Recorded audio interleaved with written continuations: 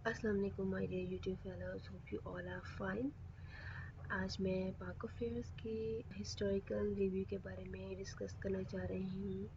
پاک افیئرس کی پریپریشن جب بھی سٹارٹ کرتے ہیں اس میں 2 پارٹس کو میجرلی جو ہے وہ ہم کاؤنٹ کرتے ہیں۔ The first one is pre partition history and the second one is post partition history. تو میں جو ہوں سب سے پہلے پری پارٹیشن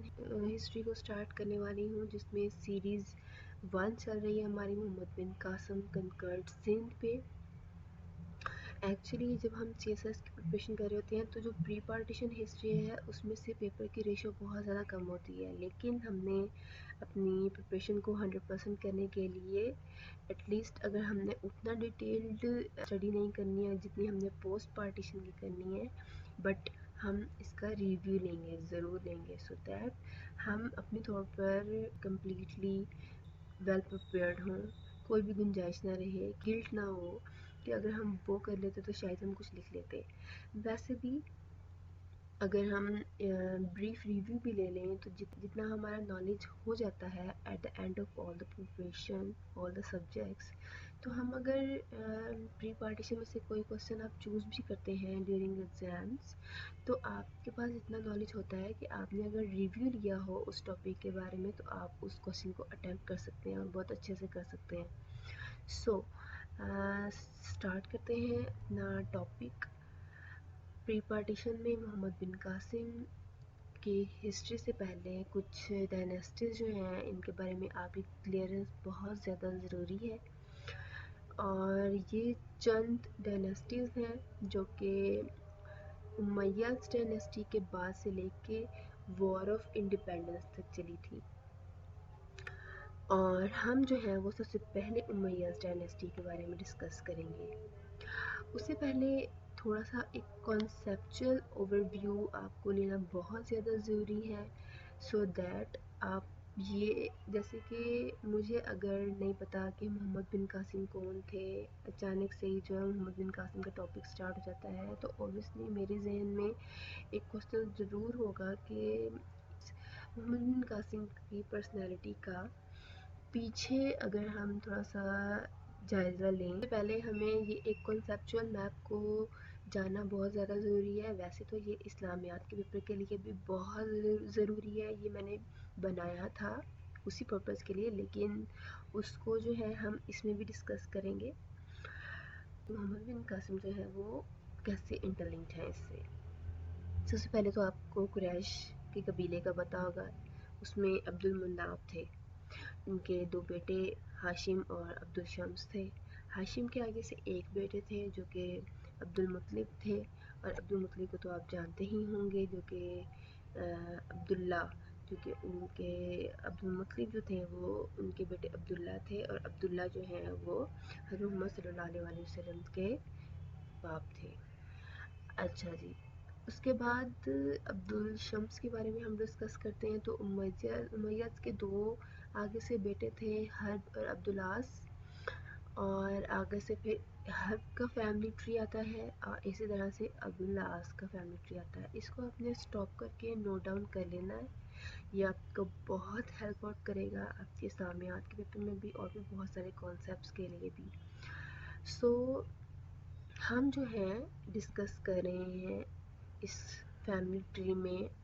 زوم ان کر کے صرف اس ایریا کو فی الحال کے لیے، اور یہ آپ نمبرنگ دیکھ رہے ہوں گے، یہ 1 to 12 جا رہی ہے، اور اس میں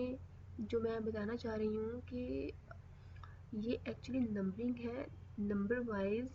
جب کنگز چینج ہوئے تھے ایک سے دوسرے کے بعد۔ یہ بھی آپ کے لیے بہت ضروری ہے، اس کو صرف فی الحال ابھی آپ نوٹ کر لیں، اور اس کو بھی ڈسکس کریں گے اسلامیات کے پیپر میں۔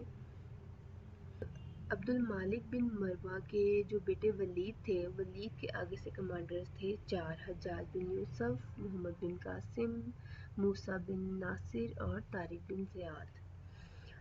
یہ 4 کمانڈر تھے، اور ان 4 میں سے محمد بن قاسم اور حجاج جو ہیں وہ بہت ضروری ہے۔ یہ آپ کے سامنے ایک میپ نظر آ رہا ہوگا، جو کہ پرشیا کا ہے اور سندھ کا ہے، اور انڈس ریور یہ جا رہا ہے اور یہ ناردرن پہاڑ ہے۔ جو محمد بن قاسم کا ٹائم ہے وہ 700 سے 799 ہجری تک جاتا ہے، جب جو ڈائنیسٹیز تھیں وہ یونائٹڈ نیشن کے انڈر نہیں تھیں، جیسے کہ ابھی کنٹریز جو ہیں وہ یونائٹڈ نیشن کے پارٹ بنتے ہیں، اور اس طرح سے ان کی پرمیشن سے یا ان کی ڈسکشن سے ایکشنز پرفارم کیے جاتے ہیں۔ تب ایسا کچھ بھی نہیں تھا، تب حکمران خود سے ہی فیصلے کرتے تھے اور خود سے ہی جنگیں لڑتے تھے۔ اور اب اگر ہم اس میپ پہ آئیں تو سندھ کے جو حکمران تھے وہ راجہ طاہر تھے، اور پرشیا کے امیہ ڈائنیسٹی کے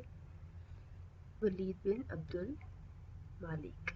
ولید بن عبد المالک کے جو کمانڈر تھے وہ حجاج بن یوسف تھے، اور جو سری لنکا کے جہاز نظر آ رہے ہیں، سری لنکا نے دمشق کی طرف 8 جہاز بھیجے جو کہ دیول کے لٹیروں نے لوٹ لیے، اور اس میں عورتیں بھی تھیں، بچے بھی تھے، سب قیدی کر لیے گئے۔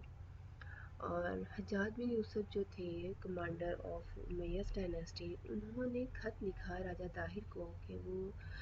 ان جہازوں کو چھڑوا دے، تو آگے سے راجہ طاہر نے یہ کہتا ہوا انکار کر دیا کہ وہ لٹیرے ان کے کنٹرول میں نہیں ہیں۔ تو حجاج بن یوسف نے خود سوچا کہ وہ اٹیک کریں گے سندھ کے اوپر، لیکن وہ ہار گئے، اور پھر انہوں نے یہ سوچا کہ ہم کیوں نہ امیہ ڈائنیسٹی کے طرف سے محمد بن قاسم کو بھیجیں۔ تو محمد بن قاسم جو تھے وہ شیراز سٹی میں گئے ٹریننگ کے لیے۔ تو 6000 سے 3000 اونٹ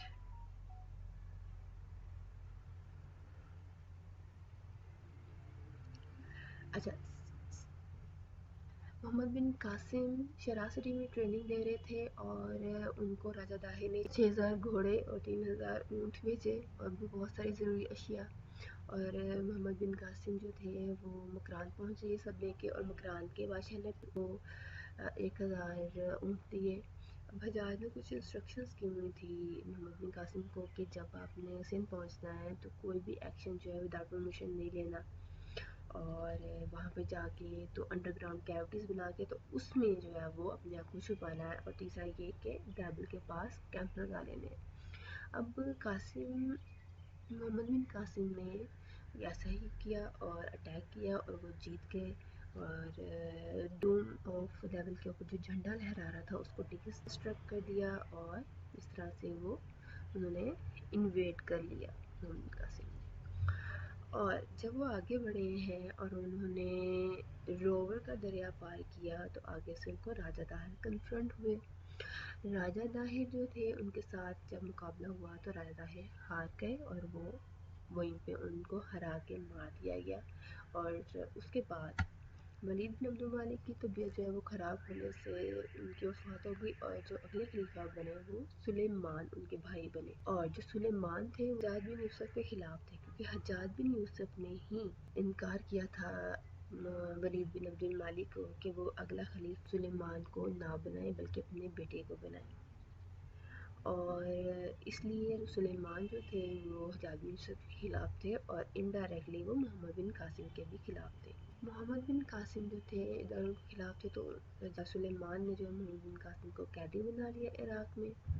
اور 715 ہجری میں محمد بن قاسم کی وفات ہو گئی۔ سو یہ جو تھا وہ ایک ہسٹوریکل اوور ویو آف محمد بن قاسم۔ امید ہے آپ کو یہ اچھا لگا ہوگا، اور اگر آپ کو کوئی بھی کنفیوژن ہو آپ کمنٹ سیکشن میں پوچھ سکتے ہیں۔ اس کے علاوہ if you like this video please subscribe my channel and don't forget to press the bell icon so that you can watch all the upcoming videos. Thank you so much. Allah Hafiz.